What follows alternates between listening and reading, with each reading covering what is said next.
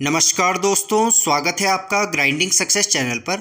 दोस्तों, आज इस वीडियो में हम भारतीय नागरिक सुरक्षा संहिता यानी BNSS इसका अध्याय 2 देखेंगे, जो दंड न्यायालयों और कार्यालयों के गठन के संबंध में बात करता है। ठीक है, कल दोस्तों हमने भारतीय नागरिक सुरक्षा संहिता का अध्याय 1 देखा था। यदि आपने अभी तक वो वीडियो नहीं देखी है तो आई बटन पे उसका लिंक है, आप जाके उसको वहाँ से देख सकते हैं। ठीक है, आज इसमें पढ़ेंगे हम अध्याय 2। इसमें दंड न्यायालयों और कार्यालयों के गठन के संबंध में बात की गई है। इसमें सबसे पहले है धारा 6, BNSS की धारा 6 दंड न्यायालयों के वर्ग के संबंध में बात करती है, यानी classes of criminal courts.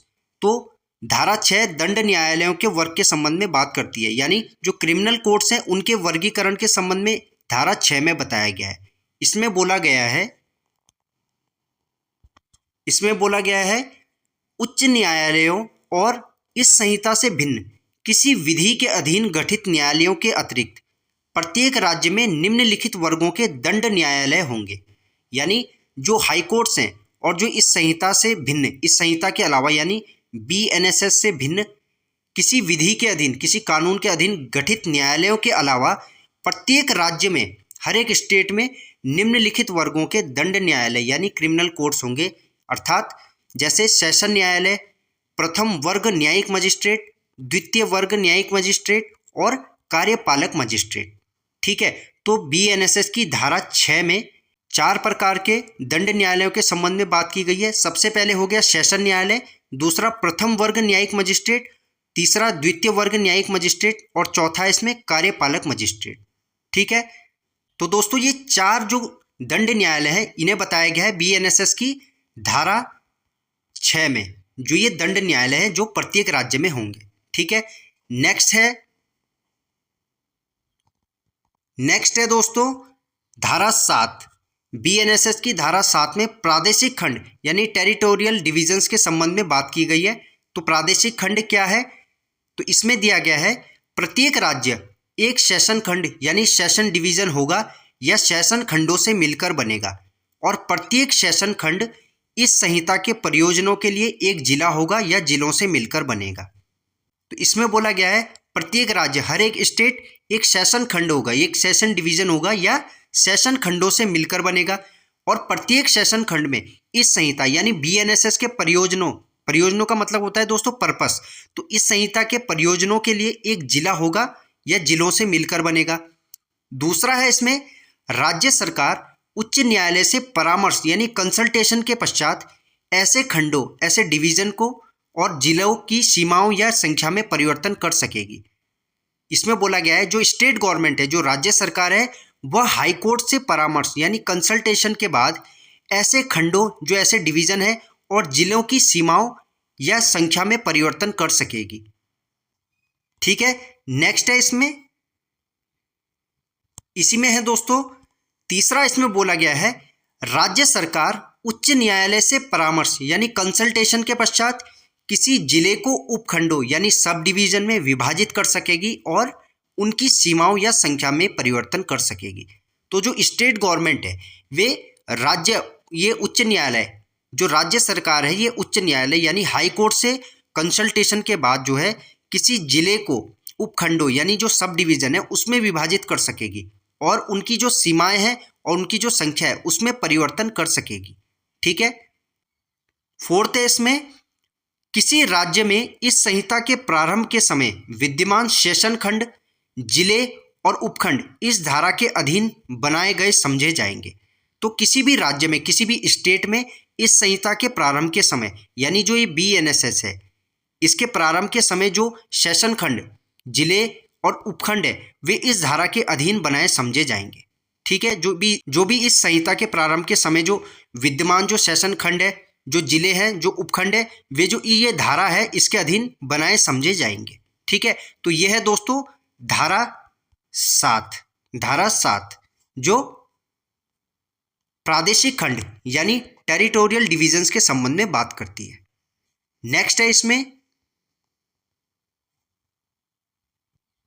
Next है दोस्तों धारा 8 में सेशन न्यायालय यानी कोर्ट ऑफ सेशंस के संबंध में बात की गई है। तो बीएनएसएस की धारा 8 सेशन न्यायालय के संबंध में बात करती है। इसमें बोला गया है राज्य सरकार प्रत्येक सेशन खंड यानी सेशंस डिवीजन के लिए एक सेशन न्यायालय स्थापित करेगी। तो जो स्टेट गवर्नमेंट है, जो राज्य सरकार है, वे प्रत्येक सेशन खंड के लिए, प्रत्येक सेशन डिवीजन के लिए एक सेशन न्यायालय यानी सेशन कोर्ट स्थापित करेगी। दूसरा है इसमें प्रत्येक सेशन न्यायालय में एक न्यायाधीश पीठासीन होगा जिसे उच्च न्यायालय द्वारा नियुक्त किया जाएगा। तो जो प्रत्येक सेशन न्यायालय, जो प्रत्येक सेशन कोर्ट है, उसमें एक न्यायाधीश पीठासीन होगा यानी प्रिसाइडिंग जज होगा जिसे उच्च न्यायालय, किसे, हाई कोर्ट द्वारा नियुक्त किया जाएगा, जिसे हाई कोर्ट द्वारा अपॉइंट किया जाएगा। ठीक है। नेक्स्ट है इसमें उच्च न्यायालय अपर सेशन न्यायाधीशों को भी सेशन न्यायालय में अधिकारिता का प्रयोग करने के लिए नियुक्त कर सकता है। तो जो हाई कोर्ट है वे अपर सेशन न्यायाधीश, जो एडिशनल सेशंस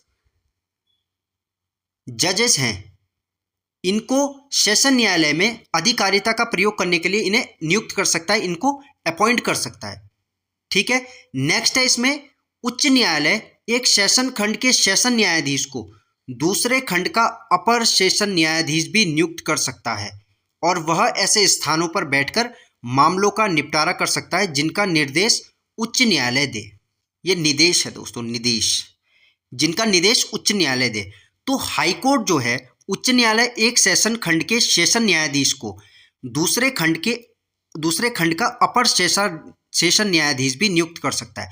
तो जो हाई कोर्ट है वह एक सेशन खंड के सेशन न्यायाधीश को दूसरे खंड का अपर सेशन न्यायाधीश यानी एडिशनल सेशंस जज भी नियुक्त कर सकता है और वह ऐसे स्थानों पर बैठ के मामलों का निपटारा कर सकता है जिसका निर्देश उच्च न्यायालय दे। ठीक है।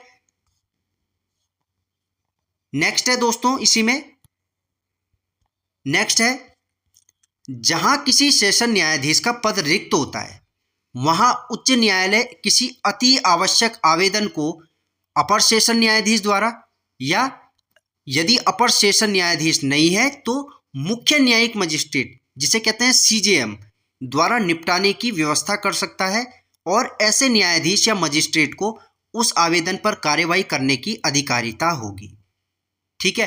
तो इसमें बोला गया है जहां किसी सेशन न्यायाधीश का पद रिक्त होता है, जहां पे कोई जो सेशन जज है उसका जो पद है वह रिक्त है, वह खाली है, तो वहां पे हाई कोर्ट, जो उच्च न्यायालय है, किसी अति आवश्यक आवेदन को अपर सेशन न्यायाधीश द्वारा, जिसे अभी देखा था हमने, जो एडिशनल सेशन जज है उसके द्वारा, या यदि अपर सेशन न्यायाधीश नहीं है तो मुख्य न्यायिक मजिस्ट्रेट यानी सीजेएम, जिसे बोलते हैं चीफ जुडिशियल मजिस्ट्रेट, इसके द्वारा निपटाने की यह व्यवस्था कर सकता है और ऐसे न्यायाधीश या मजिस्ट्रेट को उस आवेदन पर कार्यवाही करने की अधिकारिता होगी। ठीक है। नेक्स्ट है दोस्तों, नेक्स्ट है सेशन न्यायालय सामान्यतः अपनी बैठक ऐसे स्थान पर करेगा जो उच्च न्यायालय द्वारा निर्धारित किया गया हो, लेकिन यदि किसी विशेष मामले में किसी अन्य स्थान पर बैठना पक्षकारों और साक्षियों के लिए सुविधाजनक हो तो वह अभियोजन और अभियुक्त की सहमति से उस स्थान पर जाकर सुनवाई या साक्ष्य की परीक्षा कर सकता है। ठीक है। तो दोस्तों आपको ये पॉइंट्स ध्यान रखने हैं, जितने भी इसमें पॉइंट्स बताए गए हैं यहीं से एग्जाम्स में क्वेश्चन बनते हैं। ठीक है। तो आपको इन पॉइंट्स को ध्यान रखना है। इसकी पीडीएफ दोस्तों आपको मैं कमेंट बॉक्स में टेलीग्राम चैनल का लिंक पिन कर दूंगा, आप वहां से इस वीडियो की पीडीएफ नोट्स डाउनलोड कर सकते हो और डिस्क्रिप्शन बॉक्स में भी मैं टेलीग्राम चैनल का लिंक जो है पिन कर दूंगा, आप वहां से भी इस वीडियो के पीडीएफ नोट्स जाके डाउनलोड कर सकते हो। ठीक है। तो दोस्तों इसमें बोला गया है सेशन न्यायालय सामान्यतः अपनी बैठक ऐसे स्थान पर करेगा जो उच्च न्यायालय यानी हाई कोर्ट द्वारा निर्धारित किया गया हो, लेकिन यदि किसी विशेष मामले में किसी अन्य स्थान पर बैठना जो पक्षकार हैं और जो साक्षी हैं उनके लिए सुविधाजनक हो तो वह अभियोजन और अभियुक्त जो हैं इनकी सहमति से उस स्थान पर जाके जो है सुनवाई या साक्ष्य की परीक्षा कर सकता है। ठीक है।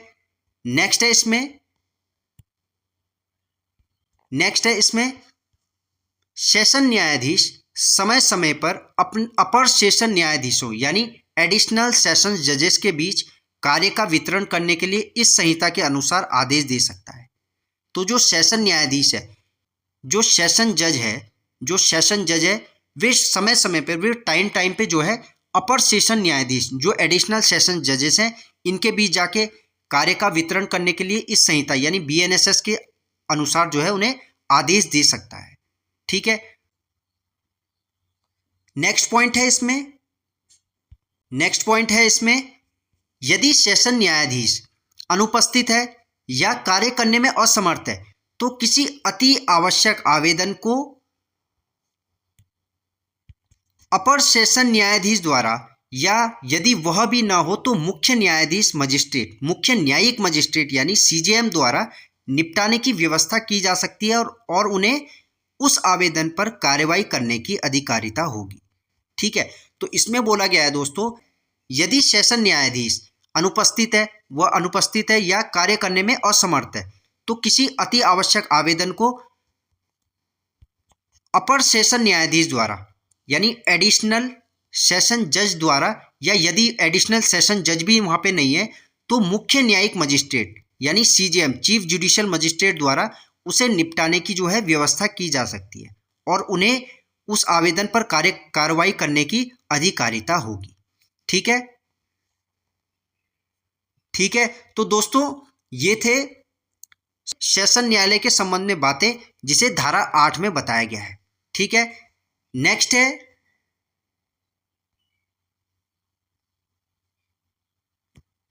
है धारा 9, BNSS की धारा 9 में न्यायिक मजिस्ट्रेटों के न्यायालय के संबंध में बात की गई है, यानी कोर्ट्स ऑफ जुडिशियल मजिस्ट्रेट्स। तो BNSS की धारा 9 न्यायिक मजिस्ट्रेट के न्यायालय के संबंध में बात करती है, यानी कोर्ट्स ऑफ जुडिशियल मजिस्ट्रेट। इसमें बोला गया है प्रत्येक जिले में प्रथम वर्ग यानी JMFC judicial magistrate first class और द्वितीय वर्ग न्यायिक मजिस्ट्रेटों के न्यायालय इतनी संख्या में और ऐसे स्थानों पर स्थापित किए जाएंगे जिन्हें राज्य सरकार उच्च न्यायालय से परामर्श के बाद अधिसूचना द्वारा विनिर्दिष्ट करे।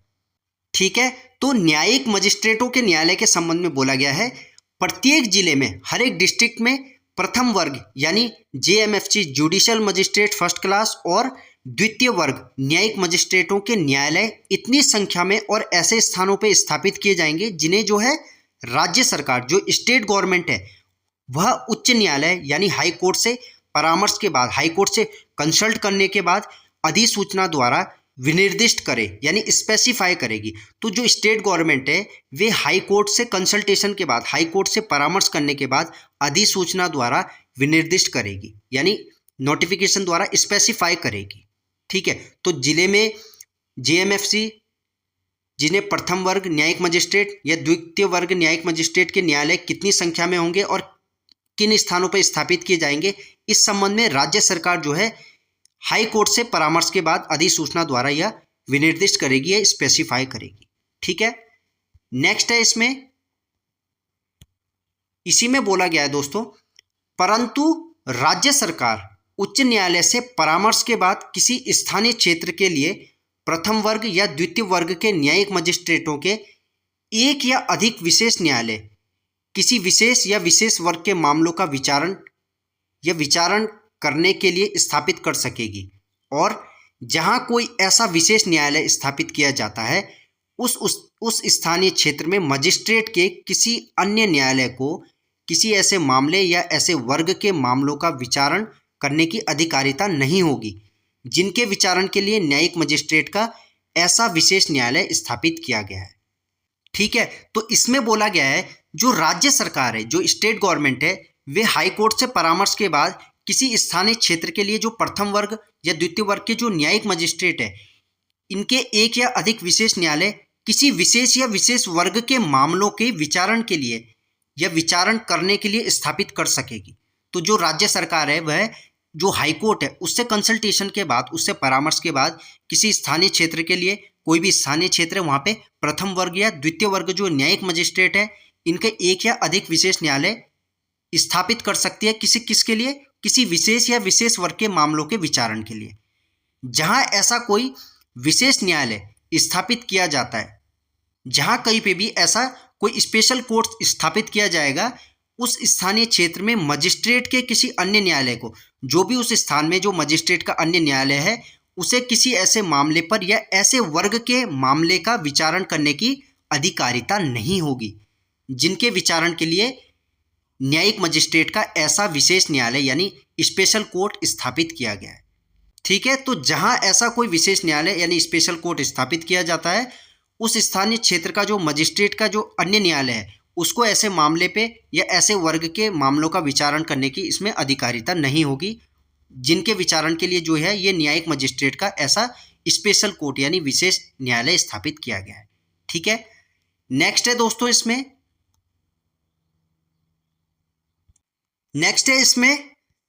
ऐसे न्यायालयों के पीठासीन अधिकारी उच्च न्यायालय द्वारा नियुक्त किए जाएंगे। तो जो ऐसे न्यायालय होंगे, इसमें जो पीठासीन अधिकारी है, जो प्रिसाइडिंग ऑफिसर है, वे उच्च न्यायालय द्वारा यानी हाई कोर्ट द्वारा नियुक्त किए जाएंगे। इन्हें हाई कोर्ट अपॉइंट करेगा। ठीक है, नेक्स्ट है उच्च न्यायालय जब उसे उचित लगे किसी सिविल न्यायालय के न्यायाधीश के रूप में कार्यरत राज्य की न्यायिक सेवा के किसी सदस्य को प्रथम वर्ग या द्वितीय वर्ग न्यायिक मजिस्ट्रेट की शक्तियां दे सकता है। तो जो हाई कोर्ट है, जो उच्च न्यायालय है, जब भी उसे सही लगे, उसे उचित लगे, तो वह किसी सिविल न्यायालय का जो न्यायाधीश के रूप में कार्यरत राज्य की जो न्यायिक सेवा के किसी सदस्य को प्रथम वर्ग या द्वितीय वर्ग न्यायिक मजिस्ट्रेट की शक्तियां दे सकता है। ठीक है, तो दोस्तों ये थे न्यायिक मजिस्ट्रेटों के न्यायालय यानी courts of judicial magistrates. Next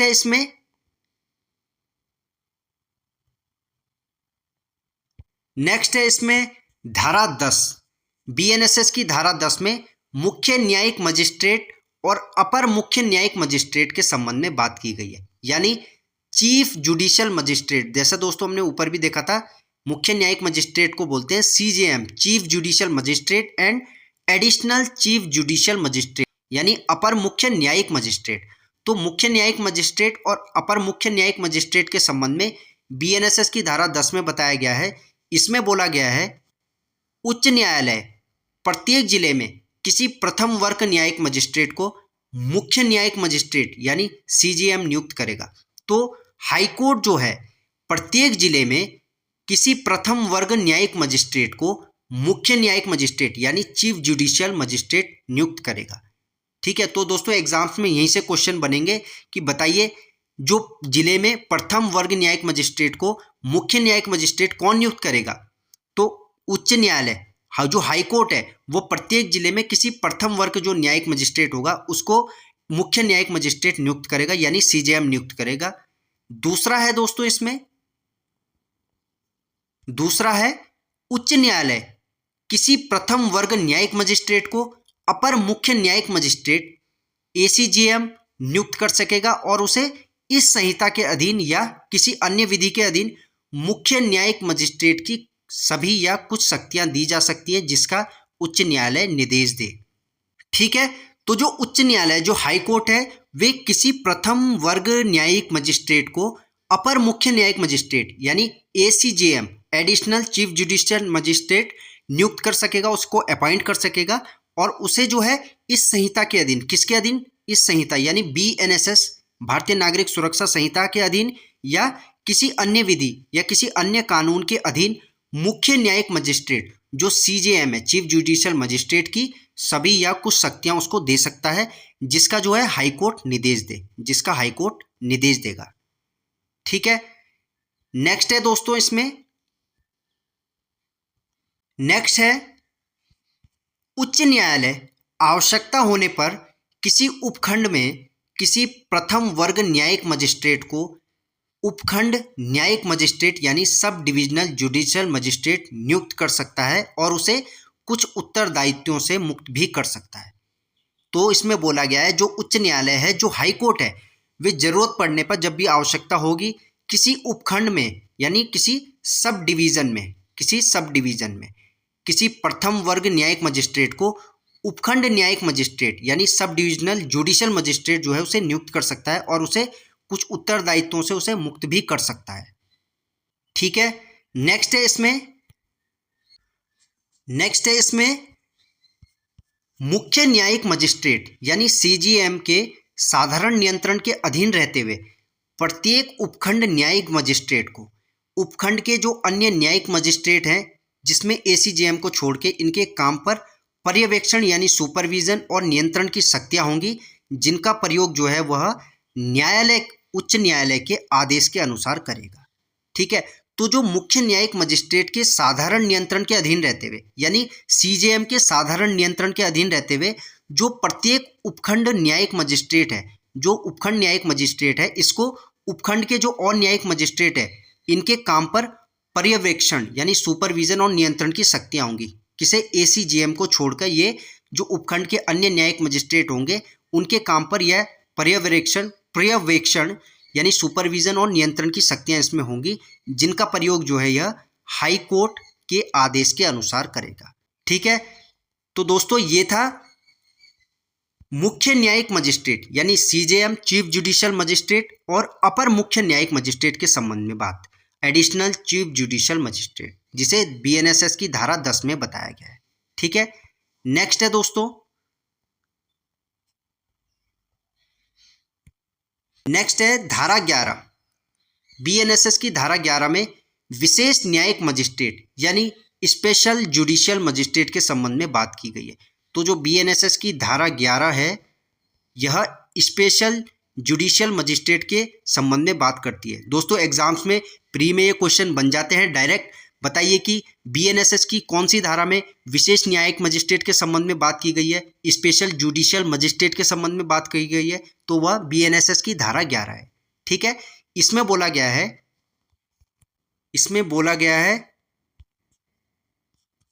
यदि केंद्र या राज्य सरकार उच्च न्यायालय से अनुरोध करे तो उच्च न्यायालय किसी व्यक्ति को जो सरकार के अधीन कोई पद धारण करता हो या कर चुका हो उसे किसी स्थानीय क्षेत्र में विशेष मामलों या विशेष वर्ग के मामलों के लिए प्रथम या द्वितीय वर्ग न्यायिक मजिस्ट्रेट की सभी या कुछ शक्तियां दे सकता है, परंतु ऐसी शक्तियां किसी व्यक्ति को तब तक नहीं दी जाएंगी जब तक उसके पास विधिक मामलों का पर्याप्त अनुभव या योग्यता न हो जो उच्च न्यायालय नियमों द्वारा विनिर्दिष्ट करे।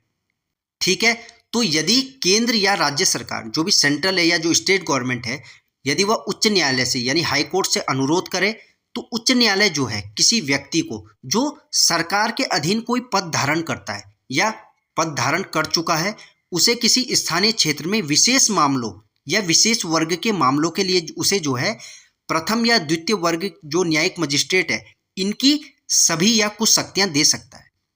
ठीक है, तो जो केंद्र या राज्य सरकार है यदि वह हाई कोर्ट से अनुरोध कर रही है तो हाई कोर्ट जो है किसी व्यक्ति को जो सरकार के अधीन कोई पद धारण करता है या पद धारण कर चुका है उसे किसी स्थानीय क्षेत्र में किसी विशेष मामले में या कोई विशेष वर्ग का मामला है उसके लिए प्रथम या द्वितीय वर्ग न्यायिक मजिस्ट्रेट की जो सभी या कुछ शक्तियां उसको दे सकता है, परंतु ऐसी जो शक्तियां हैं वो किसी व्यक्ति को तब तक नहीं दी जाएंगी जब तक कि उसके पास विधिक मामलों यानी कानूनी मामलों का पर्याप्त अनुभव नहीं है या योग्यता न हो जो हाई कोर्ट नियमों द्वारा विनिर्दिष्ट करे। ठीक है, नेक्स्ट है दोस्तों, नेक्स्ट है ऐसे मजिस्ट्रेट विशेष न्यायिक मजिस्ट्रेट कहलाएंगे और एक समय में 1 वर्ष से अनधिक की इतनी अवधि के लिए नियुक्त किए जाएंगे जो उच्च न्यायालय साधारण या विशेष आदेश द्वारा निर्देश दे।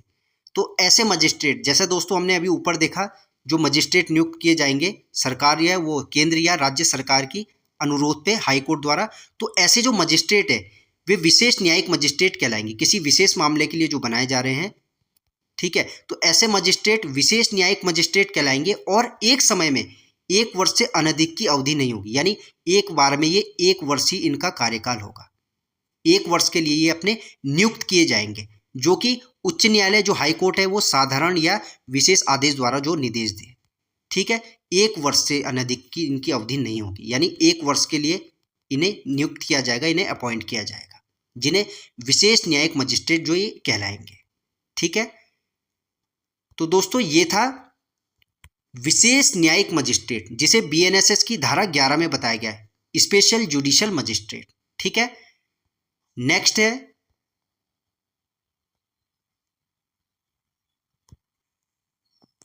है इसमें धारा 12, बीएनएसएस की धारा 12 में न्यायिक मजिस्ट्रेटों की स्थानीय अधिकारिता के संबंध में बात की गई है, यानी local jurisdiction of judicial magistrate. तो जो बीएनएसएस की धारा 12 है, यह न्यायिक मजिस्ट्रेटों की स्थानीय अधिकारिता यानी उनके लोकल ज्यूरिसडिक्शन के संबंध में बात करती है। ठीक है। इसमें बोला गया है, इसमें बताया गया है उच्च न्यायालय के नियंत्रण के अधीन रहते हुए मुख्य न्यायिक मजिस्ट्रेट यानी सीजेएम समय समय पर उन क्षेत्रों की स्थानीय सीमाएं यानी लोकल ज्यूरिसडिक्शन निर्धारित कर सकता है, जिनके भीतर धारा 9 या 11 के अंतर्गत जो नियुक्त मजिस्ट्रेट है उन सभी शक्तियों का या उनमें से किन्हीं का प्रयोग कर सकेंगे जो इस संहिता के अधीन उन्हें विनिहित की जाए। तो इसमें बोला गया है जो हाईकोर्ट है, जो उच्च न्यायालय, इसके नियंत्रण के अधीन रहते हुए मुख्य न्यायिक मजिस्ट्रेट जो चीफ जुडिशियल मजिस्ट्रेट है, जो सीजेएम है, वो समय समय पर उन क्षेत्रों की स्थानीय सीमाएं यानी जो लोकल ज्यूरिसडिक्शन है इनको निर्धारित कर सकता है, इनको परिनिश्चित कर सकता है, जिनके भीतर क्या है, जो धारा 9 और धारा 11 के अंतर्गत जो नियुक्त मजिस्ट्रेट है उन सभी शक्तियों का या उनमें से जो किसी का प्रयोग कर सकेंगे जो इस संहिता यानी बीएनएसएस के अंतर्गत उन्हें बीएनएसएस के अधीन उन्हें विनिहित की गई है। ठीक है। इसमें एक चीज और है, परंतु विशेष न्यायिक मजिस्ट्रेट का न्यायालय उस स्थानीय क्षेत्र के भीतर कहीं भी बैठक कर सकता है जिसके लिए वह नियुक्त किया गया है। परंतु जो विशेष न्यायिक मजिस्ट्रेट है, जो स्पेशल जुडिशियल मजिस्ट्रेट है, उसका न्यायालय जो है उस स्थानीय क्षेत्र के भीतर कहीं भी बैठक कर सकता है जिसके लिए उसे नियुक्त किया गया है, जिसके लिए उसको अपॉइंट किया गया है। ठीक है। मतलब जो मुख्य न्यायिक मजिस्ट्रेट है, जो सीजेएम है, वे उन क्षेत्रों की स्थानीय सीमाओं को निर्धारित कर सकता है जो है धारा 9 और 11 के भीतर जो नियुक्त मजिस्ट्रेट है, जो उन शक्तियों का उनमें से किन्हीं का प्रयोग कर सकेंगे तो उनकी सीमाओं को निर्धारित कर सकता है। लेकिन विशेष न्यायिक मजिस्ट्रेट जो स्पेशल जुडिशियल मजिस्ट्रेट है, इसका न्यायालय उसी स्थानीय क्षेत्र के भीतर कहीं भी बैठक कर सकता है जिसके लिए उसे नियुक्त किया गया है। ठीक है। नेक्स्ट है दोस्तों, ऐसे परिनिश्चय द्वारा जैसा उपबंधित है उसके सिवाय प्रत्येक ऐसे मजिस्ट्रेट को अधिकारिता और शक्तियों का विस्तार जिले में सर्वत्र होगा। ठीक है। तो जो ऐसे परिनिश्चय द्वारा जैसा कि ऊपर उपबंधित किया गया है उसे छोड़ के उसके सिवाय प्रत्येक ऐसे मजिस्ट्रेट को अधिकारिता और जो शक्तियां हैं उसका विस्तार जिले में सर्वत्र होगा। ठीक है। नेक्स्ट है दोस्तों, इसमें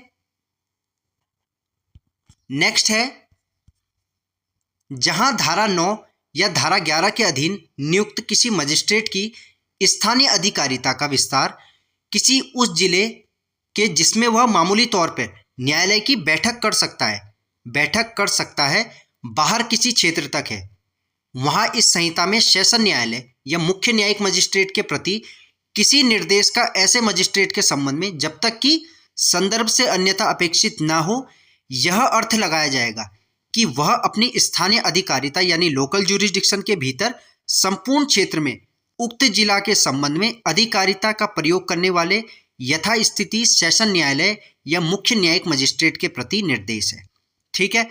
तो जहां धारा 9 या धारा 11 के अधीन जो नियुक्त मजिस्ट्रेट की स्थानीय अधिकारिता है उसका विस्तार उस जिले के जिसमें कि वह मामूली तौर पे न्यायालय की बैठक कर सकता है बाहर किसी क्षेत्र तक है, तो वहां इस संहिता में जो सेशन न्यायालय है, जो सेशन कोर्ट है या मुख्य न्यायिक मजिस्ट्रेट यानी जो सीजेएम है, चीफ जुडिशियल मजिस्ट्रेट है, इसके प्रति किसी निर्देश का ऐसे मजिस्ट्रेट के संबंध में जब तक कि संदर्भ से अन्यथा अपेक्षित ना हो, यह अर्थ लगाया जाएगा यानी यह समझा जाएगा कि वह अपनी स्थानीय अधिकारिता यानी जो अपना लोकल ज्यूरिसडिक्शन है उसके भीतर संपूर्ण क्षेत्र में उक्त जिला के संबंध में अधिकारिता का प्रयोग करने वाले यथास्थिति सेशन न्यायालय या मुख्य न्यायिक मजिस्ट्रेट के प्रति निर्देश है।